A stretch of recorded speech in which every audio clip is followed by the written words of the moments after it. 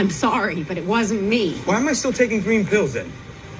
I don't know. I thought you'd stop. Why am I asking you anything? Well, to keep us on a leash, right? Is that it? To keep a hold on us? To keep us dependent?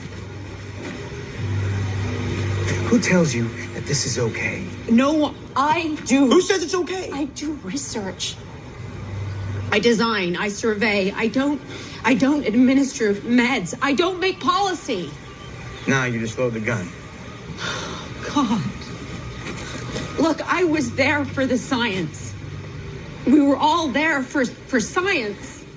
We were all there for science. Do you have a feeling that there is sometimes an all-out war against science? Oh, yeah. I mean, particularly over the last few years, there's an anti-authority feeling in the world. And science has an air of authority to it. So people who want to push back on authority tend to, as a sidebar, push back on science. There has been a battle going on that has been waged against humanity for thousands of years. It's a spiritual battle that has been going on that most people today don't even recognize. This is a battle of who we follow and who do we trust. What God do we serve? There has been many ways that this battle has been fought against us, bringing more and more people into trusting the God of this world, Satan, our true adversary, more than trusting our true creator, Yahuwah, our Father in heaven. Knowledge and false light is something that is an extreme weapon used by our enemy. Knowledge is something that Lucifer uses to entice many to follow him. Now, when I'm saying knowledge, I'm not speaking about all knowledge, but the false knowledge that shows the world how to live without our Father in heaven. Lucifer is a promoter of this knowledge, and he tells those who follow him that he is trying to free humanity, while our creator, Yahuwah, is trying to keep us in bondage, as a slave to him. That's what he sells. In summary, through giving out his knowledge, he shows people that they do not have to depend on our creator, but on their own selves. He promotes that salvation is not found through Yeshua, but through man. That we are the masters of our fate and captains of our soul. There are many ways that he promotes this, but this subject we are going to discuss today is probably one of the biggest promotions of this idea. Science has been promoted to us as a way of curing the world from its ailments and making the world a better place because of our increasing knowledge. But in reality, when we see this increasing knowledge, it is in fact the increasing of the light of Lucifer spreading throughout the world. And as we begin to trust in all the advancements that has been made and promoted, we have begun to trust more in science than we do in our Creator. There is now a blurring of the line that people feel this knowledge comes from God, and in one deceiving way it does.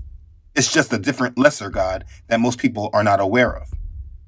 The truth is that science has been used as a weapon or tool against the creator of this world to show that we do not need him. This world is trying to prove that he is less powerful than we believe. And it creates a false religion that places the God of this world as the God that deserves the credit and worship for saving humanity. Most people don't recognize the truth about science versus God, or the religion of science, and it's something that needs to be spoken of. It is a part of the lies that keep us stuck in the matrix. We need to break free, so we are going to dig right into it right now. Let's begin. So, as we begin, let's make sure we are all on the same page. What is science? If we go to the Science Council on sciencecouncil.org, they define science as: science is the pursuit and application of knowledge and understanding of the natural and social world following a systematic methodology based on evidence. You see, it's about proving things they can see through using knowledge and the studying of evidence. Science can be seen as the opposite of faith. Now, before you jump at me, let me explain. What is faith? Hebrews chapter 11, verse 1 says, "Now faith is the substance of things hoped for, the evidence of things not seen." Faith is the evidence of things not seen, And science is the evidence of things seen. Scientists won't quantify or study things they cannot see or prove. This is why a high percentage of scientists identify as atheists or agnostics, rather than believing in God. Now, this is not my own opinion, but this is based on a study done just over 20 years ago in 1998 by the National Academy of Science. A survey published in the leading science journal of that time, Nature, conclusively displayed this. A 1998 survey based on a self-selected sample of biological and physical scientists of the National Academy of Sciences in the United States found that 7% believed in the existence of God. 7%. 72.2% did not. And 20.8% were agnostic or had doubts. And that was in 1998. Most leading scientists are atheists that don't believe in our Creator. By that point alone, it should raise alarm bells for everyone that holds science on this great pedestal. An interesting fact to know is before the 17th century, science was known as natural philosophy. Science is a more modern term. So now when you know this, it's easy to see how Scripture immediately taught us to beware of it. Colossians chapter 2 verse 8 says, "Beware lest anyone cheat you through philosophy and empty deceit, according to the tradition of men, according to the basic principles of the world, and not according to Messiah." We were warned. People make claims that because God created everything, He created science too. And so this is why we should embrace it. Yes, God did create everything. He made everything perfectly and wonderfully. He made the water. He made our plants and animals. In His word, He never taught us how to use these things or how He even made them and why. He told us that He made these things for us and we should use them. But science goes deeper than what God has said and has decided to show us the way of doing things ourselves without God. And if we do not like God's way, we have found our own way to bypass Him. This idea has been subtly promoted to us over time. Think of all these end-time movies about coming destruction. Whether it was a meteor coming to wipe everyone out, or a climate change event, or aliens coming down. Whatever the event, the movie showed humanity with the tools to finally prevent God's wrath. What we do not recognize is that this is Satan's way of promoting his thousands-year-old scheme that he gave the first one-world government in Samaria under Nimrod. The Tower of Babel was created so that man could save themselves and protect themselves from God's wrath if He ever decided to flood the earth again. Many people have heard of the Tower of Babel, but they don't realize that they built the tower to challenge our Creator. And science has been developing and growing over these thousands of years to create many different examples of the Tower of Babel, showing that we can do things to protect ourselves from God's wrath, making bunkers, fake spaceships, etc. Now, I'm getting ahead of myself, but it's important. The truth is, the only way of removing us from God's wrath is by submitting to Him and abiding in Him, by following Him. He has sent many plagues and judgments on this earth to deal with the disobedience of His creation. We are at a time where instead of recognizing that He is working and doing things to get our attention, we have fooled ourselves by creating ways to get around His judgments. We are making ourselves our own gods unknowingly. It's very deep, and perhaps this thought has gone over many people's heads, so I'm going to slow down and just go back. Science was always against our Creator. If we go back to the time of the ancient Greeks, the Israelites said that God created the earth and everything in it. But Aristotle, one of the most important natural philosophers during that time, said that the world must have existed from eternity, challenging the belief that God created the heavens and the earth.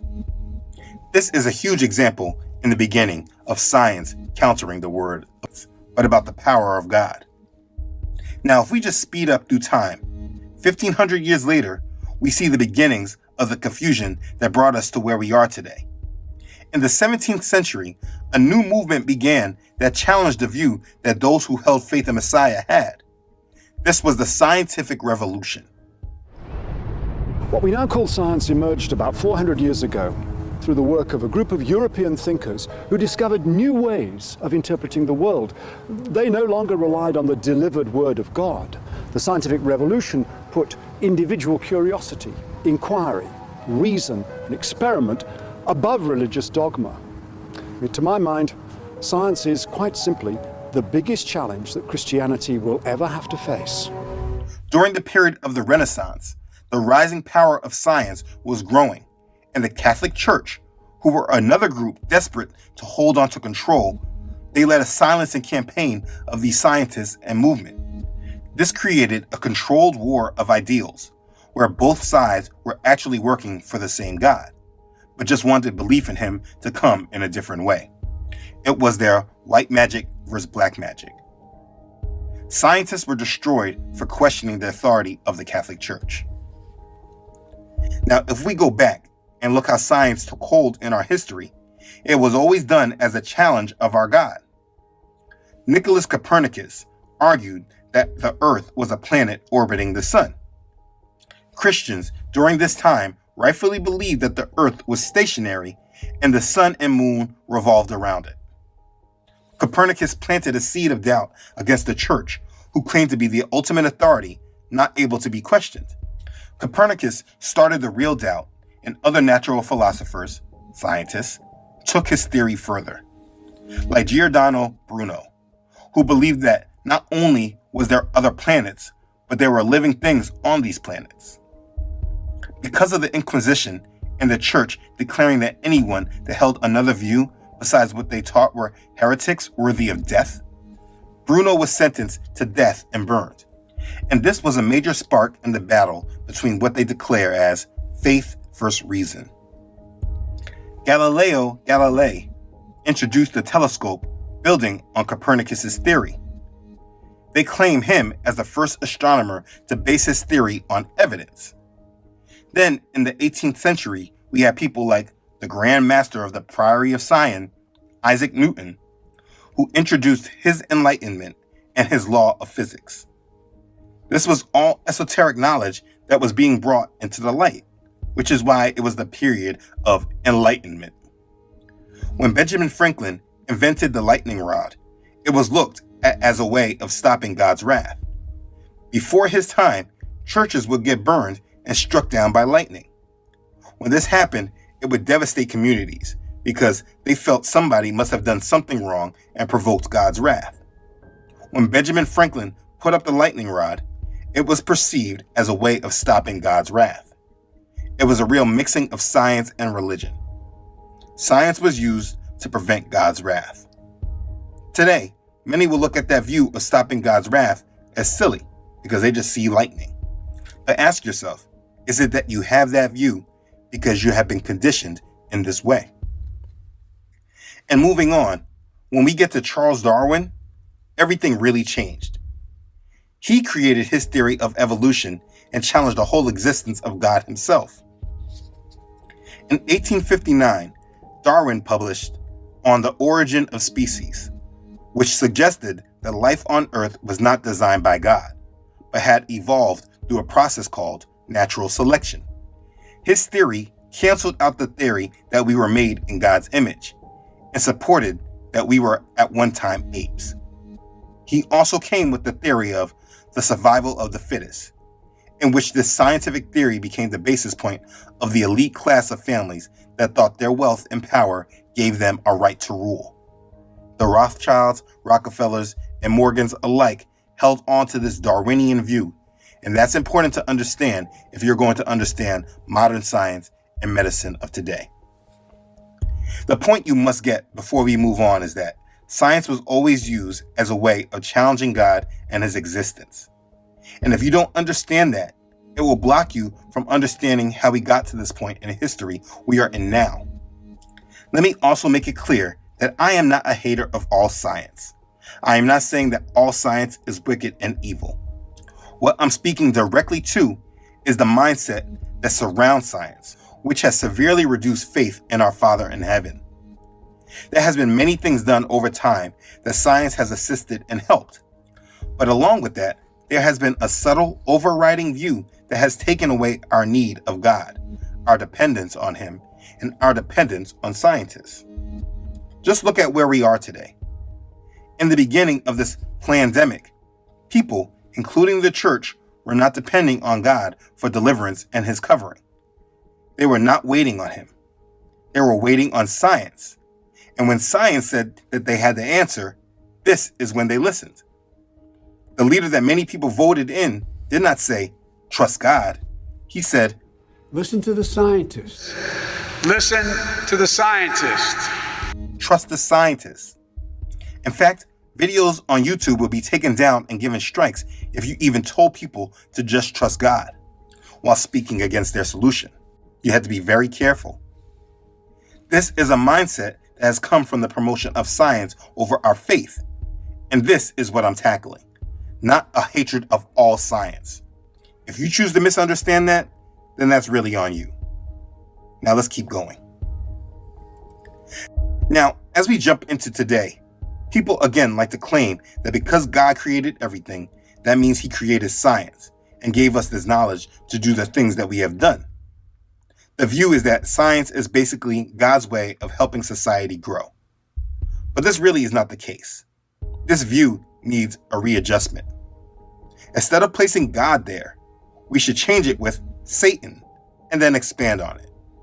Science is Satan's way of helping society grow away from God. People have given away all their trust to science and medicine today. Basically, our lives are run by scientists and what they feel about things. People defend science, but they do not really understand how these developments have happened. Let's right now cover the view that we should trust science because it comes from God. This is something that I'm going to debunk using one major example. We are going to talk about the father of modern medicine. Now, this industry is very deep, but if you can just understand this influence, everything else should make sense. When speaking of science coming from God, what people do not think about is the money that is behind the research. People just don't come out of nowhere with a big development that the world accepts and implements. The truth is that science would not be possible without the backing of major donors and grants. You have many theories, projects, and experiments that fail, that you never heard of. Not everything works. There is a lot of money that goes into research. Our science has not been primarily funded by the government, but by private donors and corporations. Every major breakthrough has happened because there was major money behind it, backing it. So when we say God is responsible for the breakthroughs, which God are we talking about? Because there is a very specific God on the back of our dollar bills. Anyways, the same families that I have shown in this Breaking Out of the Matrix series, the first part, about following the money. Those same families are the same ones that are the main creators of our science and medical industry. In most of these Breaking Out the Matrix series, you're going to see their influence because they are the ones that have created this matrix. Let's jump and go directly to Rockefeller University. On their site, they plainly say as their motto, science for the benefit of humanity.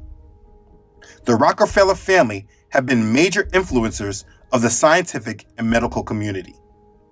John D. Rockefeller is known as the father of modern medicine, for those who look deeper than what they are mind-controlled to know. With his deep pockets, he exerted his control.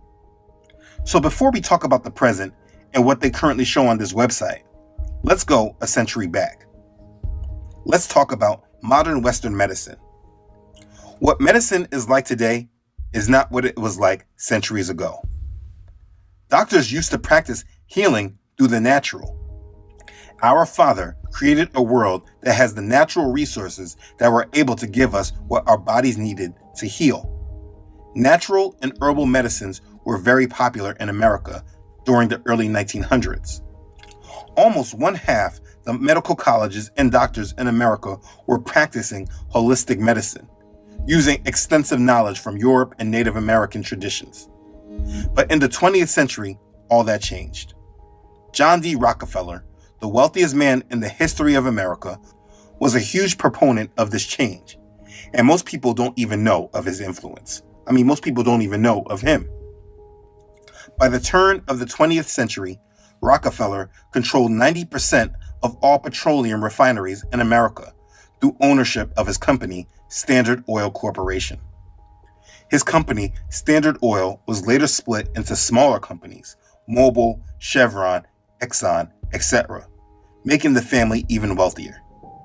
In the beginning of the 20th century, the 1900s, the science world was getting excited about new petrochemicals and the ability to create a variety of new compounds from oil. Some of the first products derived from petrochemicals were plastics, but organic chemists knew that oil had the potential to create far more than plastic bags. With all the research done, it was found that drugs could be produced from petroleum. So the world's top oil man, who controlled the petroleum market, decided to use his influence to change the medical industry. In the early 1900s, there were a variety of doctors and healing methods in America. Some of the medical specialties included chiropractic, naturopathy, homeopathy, holistic medicine, and herbal medicine. To eliminate the competition, Rockefeller used his massive wealth and influence and changed the game. Rockefeller purchased part of the German pharmaceutical company IG Farben. You can look up this company's involvement in World War II. There's a lot to say about them. They're now known as Bayer. He hired a contractor named Abraham Flexner, and Flexner submitted a report to Congress in 1910. This is known as the Flexner Report. This report concluded that there were too many doctors and medical schools in America, and that all the natural healing methods which had existed for hundreds of years were now unscientific quackery.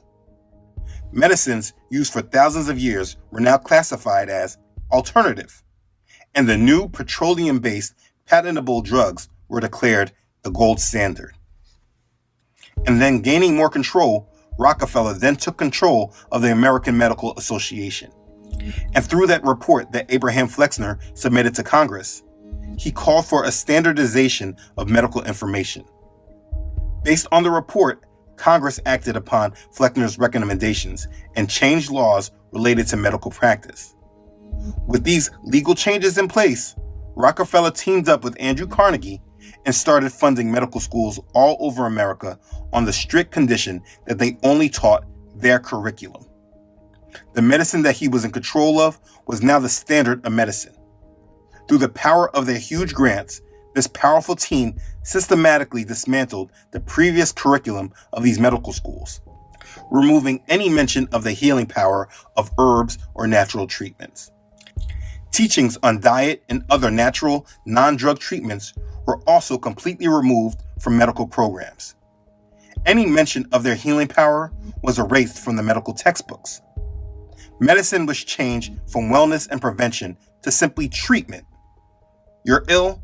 Take 2 of these and call me in the morning. We were moved from using the solutions Father gave us to heal us and moved to the solution that science provided us.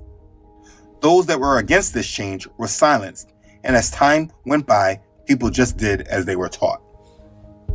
After removing traditional medicine from schools, Rockefeller made sure to secure his monopoly by launching a targeted smear campaign against his competitors. Homeopathy and natural medicines were discredited and demonized through the newspapers and other media of the time. Some doctors were even jailed for using natural medicine treatments, including treatments that had been used safely and effectively for decades before.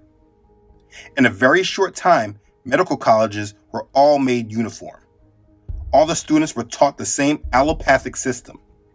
Allopathic means science-based. Medicine was now defined as a process of prescribing patented drugs. A pill for an ill became the mindset of American medicine. And maybe you want to think that this was all done by Rockefeller because of money, but it was not that. His family was tasked with helping promote and create this new world order that we're headed to. And he used his influence to create a world that depended more on the God of this world than the God of the Bible. It was not about money. He had all the money he could ever have. The work of Rockefeller and Carnegie was a success. They crushed the underfunded grassroots competition and created our current medical system, a system of science-based medicine that we are never able to challenge and we must accept blindly. This system continues today, wherein Big Pharma makes large donations to medical schools in exchange for teaching the medical students to use their patented drugs. As part of this system, many alternative treatments are criminalized. When evidence came out that petroleum-based medicines might have been causing cancer, Rockefeller then founded the American Cancer Society in 1913 and then suppressed that information. So now, even to this day, people get cancer and no one can explain to you why all of a sudden these cancers have appeared. There's no prevention, just treatment. Rockefeller is literally the father of modern medicine, and most people, including doctors, don't have a clue. When I've talked to doctors and even surgeons, most don't even know of Rockefeller and his oil empire, so they definitely don't understand this history. It's the Matrix. Like these elite families did with all the other industries, they hid themselves under the guise and control of major corporations and exerted their power and control through them. So now we don't talk about them, we just call it Big Pharma. The Rockefeller Empire, along with Chase Manhattan Bank, known as now JP Morgan Chase, owns over half of the pharmaceutical interests in the United States. So now, if we go back to Rockefeller University, look at what they have to say. Bioscience is what we do. Our singular focus is on powering the breakthroughs that will transform medicine. You see, they are transforming medicine. Who we are, the world's leading biomedical research university. Rockefeller draws top scientists and graduate students from around the world in pursuit of one mission: to conduct science for the benefit of humanity. Our history. At the time of the Institute's founding, infectious diseases such as tuberculosis, diphtheria, and typhoid fever were considered the greatest known threats to human health. New research centers in Europe, including the Koch and Pasteur Institutes, were successfully applying laboratory science to increase our understanding of those and other diseases. Following their lead, the Rockefeller Institute became the first biomedical research center in the United States. A new kind of hospital. The Rockefeller Institute Hospital, crucial to the Institute's mission, opened in 1910, the first center for clinical research in the United States. It remains a place where researchers can link laboratory investigations with bedside observations to provide a scientific basis for disease detection, prevention, and treatment. Early on, researchers at the hospital studied polio, heart disease, and diabetes, among other diseases. This special hospital environment served as the model for dozens of other clinical research centers established over the next decades. They clearly controlled and steered our modern medicine. I went over this for you so you can see how intertwined the Rockefeller family is with our science and medicine. They are the pioneers and founders of modern science and medicine, and most people don't even know of their influence. Ask your doctors if they know this history. You will find that your trusted professionals are sheep just like the rest, but just because they went to school longer, they want you to look at them as the genius, and they are smarter than you. But there is no independent thought today. It's all sheep being led by wolves. So understand, all this modern science and research are not gifts from the God of the Bible. Modern medicine was made to push us away from dependency on the God of the Bible, our Father in heaven, and what he has given us to sustain ourselves. And now we are held to science. They do let us practice holistic medicines and talk about natural healings, as long as it is accompanied with witchcraft. Alchemy and witches are able to practice this type of medicine freely. Medicine today is all about follow the leader. The doctors and nurses are not pioneers. They go to school to learn the education that the Rockefellers established. They treat what they are told, how they are told. And if you are one that wants to venture out and treat away from their ways of modern medicine with holistic medicines, this will not go well for you. The science and medical industry, like all other industries in this world, is controlled, and I just gave a small brief breakdown of it so that you can understand how deep this all is. Satan is involved completely in our scientific and medical breakthroughs, but because people believe that God is involved, they believe it's all God helping humanity. It's Satan helping humanity to be rid of the influence and need for God. These scientists consistently push the envelope to make the case that we do not need the God of the Bible. All we hear today is, Listen to the scientists. Listen to the scientists. it's such a blanket phrase that people have adopted because they have grown up with an unquestioned trust of society. From our schools to our doctors, we trust our professionals pretty much, no questions asked. But what we do not do is question who is funding this science and what are their goals. I don't think we're even allowed to doubt scientists at this time. So this video may not be on this platform for long. The goal is simple, and most people in this world have fell for it. Trust science because it comes from God. But the catch that people don't recognize is that the God they are talking about is Satan. Those that have been given massive power and wealth in this world were tasked with creating a world that will be ready to accept Satan as our God. It's not about money, but living in their purpose. The more we trust science, the more we are challenging our Creator unknowingly. Science seeks to tackle and challenge everything that our Creator puts in its way. As believers, we must understand that this world is run by Satan. In order for Bible prophecy to be fulfilled, agents of Satan have been given enormous amounts of power in order to steer the world into this new world order. Everything we are seeing is moving us towards this goal. We have been conditioned to accept all of this and trust these people because we want to believe they are doing everything because they care. But in actuality, they are moving with the goal of control in order to bring about worship of Satan by this world. The more we follow them and their solutions, the more we have aligned ourselves to the will of Satan.